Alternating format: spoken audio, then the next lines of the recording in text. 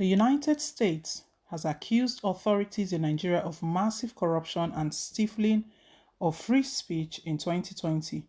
The US stated this in the 2020 country report on human rights practices released on Tuesday but made available to Punch on Wednesday. In their separate reactions on Wednesday, the opposition's People's Democratic Party and a former president of the Committee for Defense of Human Rights, Malaki Ugumadu, berated the regime of Muhammadu Buhari. Expressing concern about corruption in Nigeria, the US in the report stated that it was widespread and pervasive at all levels of government, including judiciary and security services. Against the backdrop of President Muhammadu Buhari's regime's anti-graft stance, the US Department of State, which authored the report, said there were numerous allegations of government corruption last year.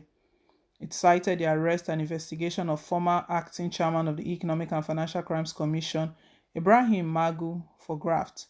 Many corruption cases pending due to procedural delays. It observed that many corruption cases, particularly the high-profile ones, remain pending before the courts due to administrative or procedural delays.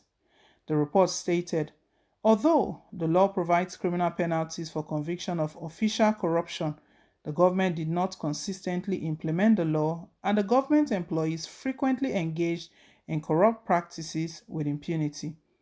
Massive, widespread, and pervasive corruption affected all levels of government, including the judiciary and security services. There were numerous allegations of government corruption during the year.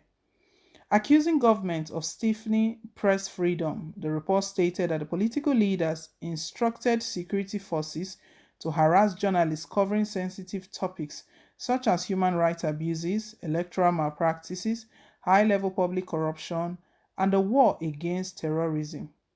It states security services detained and harassed journalists, sometimes for reporting sensitive problems such as political corruption and security. Security services, including the DSS, Department of State Services, the police occasionally arrested and detained journalists who criticized the government. While noting that the Constitution and law provide for freedom of speech and press, the US said there were reported cases in which the government abridged the right of speech and other expression. Authorities in the North at times restricted free speech by labeling it blasphemy. It stated, noting that critics were subject to threats, intimidation, arrest, detention, and sometimes violence. It stated army personnel in some cases threatened civilians who provided or were perceived to have provided information to journalists or NGOs or misconduct by the military. On at least 6 occasions, journalists were charged with treason, economic sabotage, or fraud when uncovering corruption or public protests. Numerous journalists were killed, detained, adopted, or arrested during the year 2020, the report pointed out. The Department of State cited the killing of a reporter for the Regent Africa Times magazine, Alex Ogbu, by policemen while covering an Islamic movement in Nigerian protests in Abuja on January 21st, 2020, and an intern with Gboho TV, Onifade Pelumi, on October 24th in Lagos. It stated that the federal government used regulatory oversight to restrict press freedom, notably clamping down on television and radio stations over alleged violations of amendment to the 6th edition of the Nigerian Broadcasting Code. It noted, citing violations of amendment to the 6th edition of the Nigerian Broadcasting Code in August, the NBC fined local radio station Nigeria Info 99.3 FM for comments by the former Deputy Governor of the Central Bank of Nigeria, Obediah Malafia, on insecurity in the country.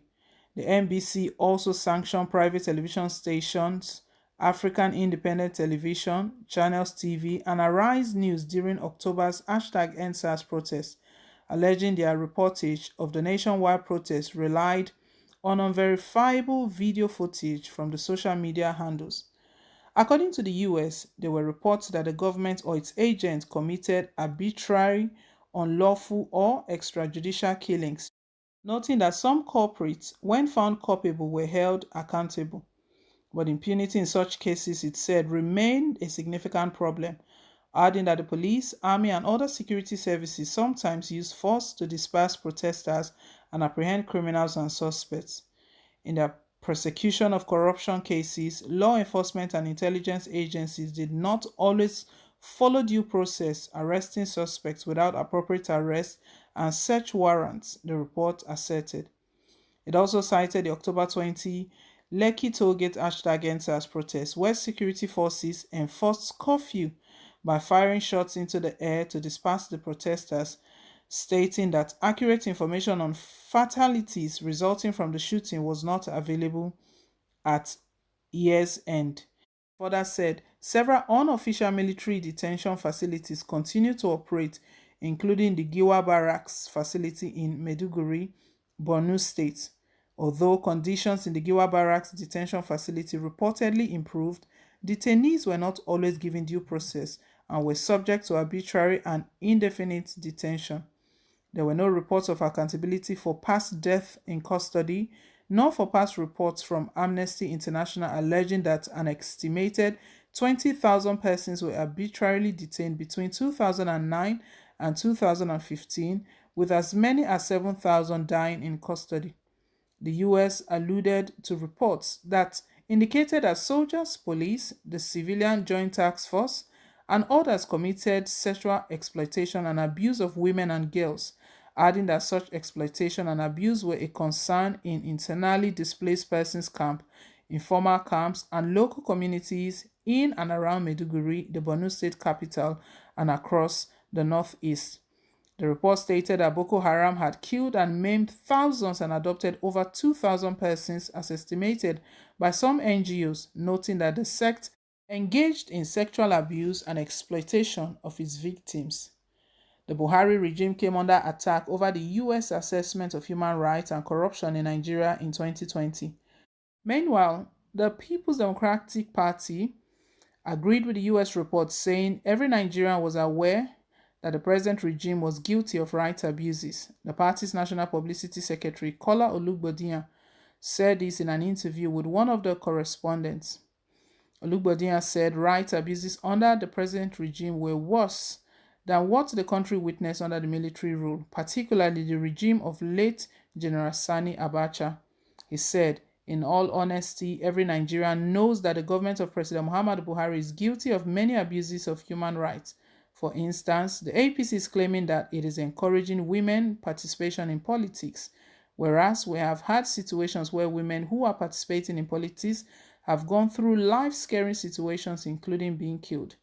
Another example is that the right to protest is vehemently being destroyed by the government of this country, going by what we witnessed in Lekki and going by what has been going on the streets of Abuja in respect of protest. In totality, the Buhari administration has abused rights in a propensity that even under the military, particularly under General Sani Abacha, we did not witness. Efforts by the Punch to get the federal government's reaction to the US report failed on Wednesday.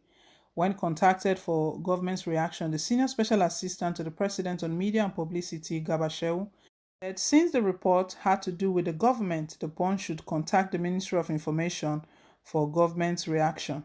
The Minister of Information and Culture, Lai Mohammed, did not take his calls when our correspondent made attempts to contact him on the telephone.